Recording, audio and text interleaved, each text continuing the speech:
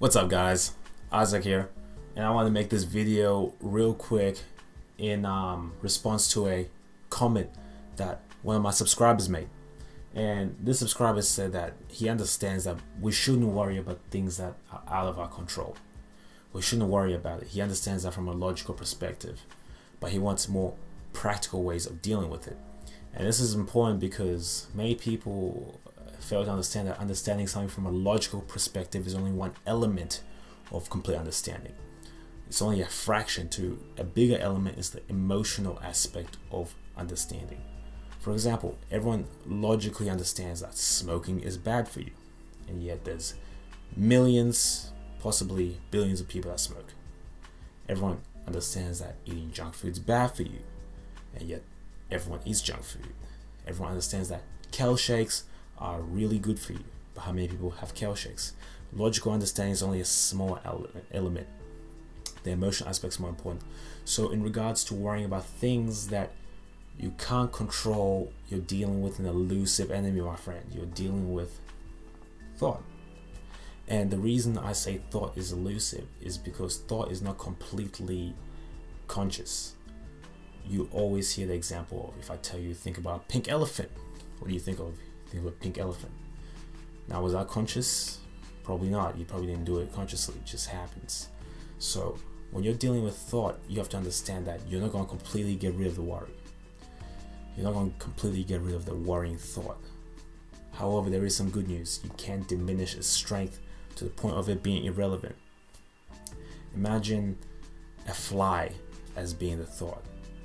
You can get to the point where the fly is so minuscule and so small that you don't even bother hidden away. You don't even notice it. It's there, but it doesn't mess with what you're doing. So that's what you do with thoughts and worrying. And the way you deal with this is you have to cultivate a greater level of mindfulness, of awareness. So let me give you an example to really paint a picture here. Let's say that you're insecure about your height. Let's say you're someone who's maybe 5'5", and your height's a big insecurity of yours for the past few years, ever since you've been an adult. Let's say you're going out with the boys, some of your friends are 6 feet, 6'4", and you're going out to the club to talk to some chicks, right? And let's say you see one that you want to talk to, but she's taller than you, and now the insecurities start hitting it. You start worrying about something you can't control. For this particular example, your height. So how do you deal with this? Well, as I said before, you need to go into your body. You need to become more mindful. So you can start feeling your hands, start feeling your legs, the sensation of your feet to the ground.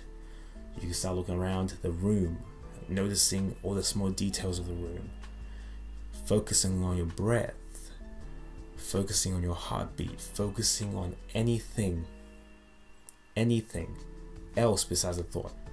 Because whatever you focus on, that's where your energy is gonna go. And we all know the first law of thermodynamics, don't we? Well, I do. I've got a freaking thermodynamics textbook over here. The conservation of energy. Energy cannot be created nor destroyed. You can only transfer it. So transfer the energy from being stuck in your head to going into your body, and you would diminish the strength of the thought. I know it sounds very esoteric, sounds very wishy-washy hippie, but this is the practical ways of dealing with it. This is how I've dealt with it, because I too have worried about things I can't control. I remember when I was younger, I used to worry. I used to always have a thought. Whenever my parents left me, whenever my parents went to the shops, I was, I don't know why, but I always had a thought that, oh, what if they die today? Today's the day they're gonna die. Which of course is a terrible thought to have when you're a kid. But as I start growing up, whenever this thought popped up in my head, I started using these methods of focusing on something else. Whether it be the video games I'm playing, whether it be my breath, my walking, putting energy into something else, and the thought strength diminished. It was still there, but it diminished. And if you do this frequently enough, your brain starts to disregard the thought altogether. You just be like, oh, that thought again, or that insecurity again. Forget about it. Don't worry about being 5 foot. And this isn't only applicable to Of course, height. This is for anything that you might be worrying about that you can't control. Maybe a job interview and you're not sure if you did well or if you totally blew it and you have to wait 3 weeks for the results or something. And so your brain always going off. Oh, did you do well? Did you pass? Did you do shit? Something you can't control. It's already been done. You can go into your body. You can focus on your breath. Focus on your senses that you've been given. And trust me, the worrying will go away, will diminish.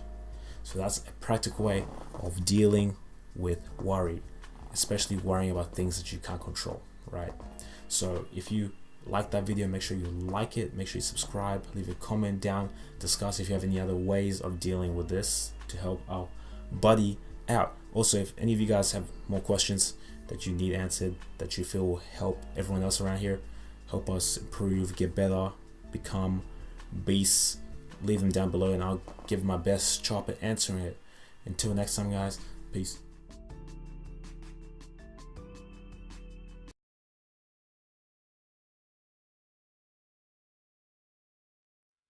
Do it! Just